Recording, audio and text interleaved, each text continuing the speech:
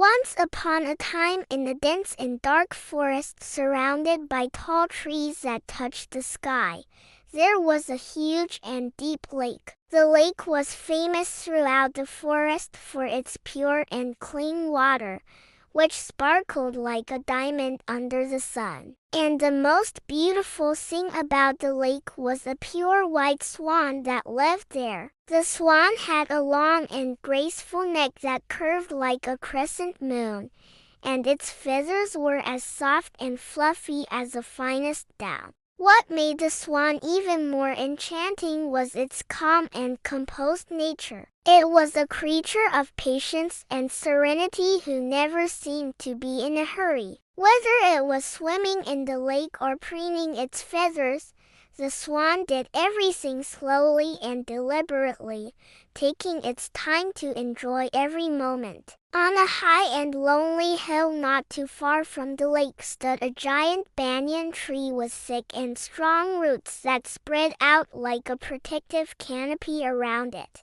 The tree was ancient and wise, having seen countless seasons come and go, and nestled among its leafy branches lived a clever and cunning fox. The fox was known throughout the forest for its intelligence and resourcefulness, and its sharp mind helped it to find solutions to problems quickly and efficiently. The fox was aptly named Chatur, which means clever in Sanskrit, because it was indeed one of the smartest creatures in the forest.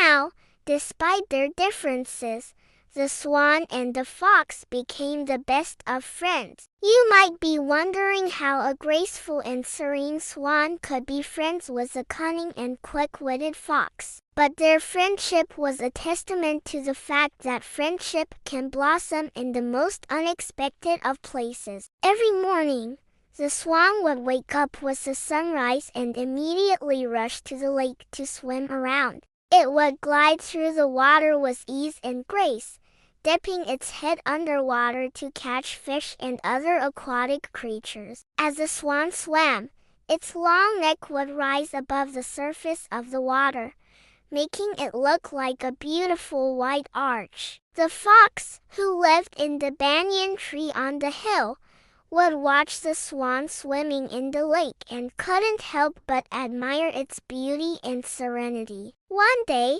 the fox decided to approach the swan and introduce itself. The swan, who was initially hesitant to befriend a fox, was won over by the fox's charm and intelligence, and thus began an unlikely but beautiful friendship between the two animals. The swan and the fox would meet every morning by the lake and chat for hours. The swan would tell the fox about the underwater world and the various creatures that lived there, while the fox would share stories about the forest and the other animals that lived there. The two friends enjoyed each other's company and learned a lot from each other. The swan admired the fox's intelligence and resourcefulness, while the fox respected the swan's patience and wisdom. As days turned into weeks and months, the swan and the fox's friendship grew stronger. They enjoyed their daily meetings by the lake and cherished the bond they had formed. However, their peaceful existence was soon disturbed. One day, a hunter entered the forest with his dogs and weapons ready to hunt animals. The hunter was experienced and cunning, and the animals in the forest were wary of him and his traps. The fox, who was known for its intelligence, was well aware of the danger that the hunter posed. It knew that if the other animals were not careful, they could become the hunter's prey. The fox decided to warn its friend, the swan, about the hunter. The fox rushed to the lake and found the swan swimming peacefully in the water. The fox, panting from the run, quickly told the swan about the hunter and the danger he posed. The swan, who was calm and composed, listened to the fox's warning without panicking. It knew that the hunter was a threat,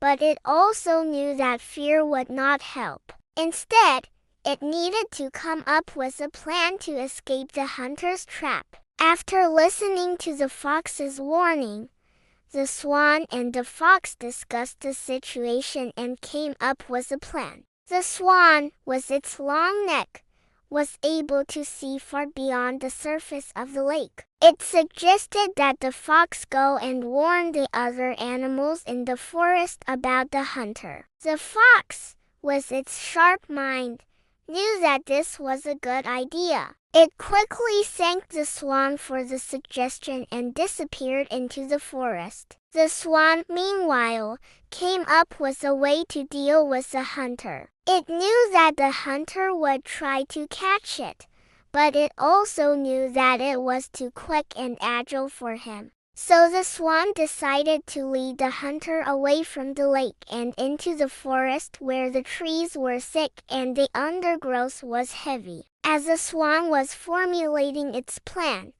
the hunter arrived at the lake. He had heard rumors of a pure white swan living in the lake and had come to hunt it. The hunter was experienced and knew how to track animals. He had followed the swan's footprints and was now standing at the edge of the lake ready to strike. The swan, knowing that the hunter was there, calmly swam to the center of the lake. It knew that it had to act quickly and lure the hunter into the forest. The swan took a deep breath and dove under the water. When the hunter saw the swan dive, he wasted no time. He grabbed his spear and jumped into the lake. The water was cold and the hunter struggled to keep his balance. The swan, however, was at home in the water. It swam under the surface with ease, guiding the hunter deeper and deeper into the lake. As the hunter struggled in the water,